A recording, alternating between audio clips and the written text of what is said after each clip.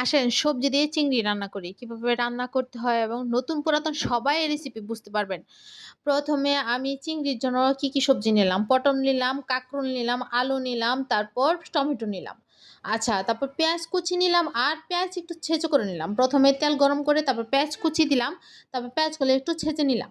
তারপর যখন একটু ভাজা হলো মানে পেঁয়াজের রসটা কেটে গেল তখন আমি একটু হলুদ, মরিচ, ধনিয়ার গুঁড়া, লবণ একসাথে দিয়ে ভালো করে কষিয়ে তারপর চিংড়ি মাছ দিয়ে দিলাম। চিংড়ি মাছ আগে দিলাম তাহলে চিংড়ি মাছের ফ্লেভারটা বের হয়, খেতে মজা লাগে। তারপর সবচেয়ে মানে দেরিতে সিদ্ধ হবে আলু যেটা ১ম এ আলু দিলাম। আলু দিলে কতক্ষণ রান্না করে তারপর কাঁকরোল দিলাম। কাঁকরোল আবার কিছুক্ষণ কষিয়ে তারপর আমি পটল দিলাম।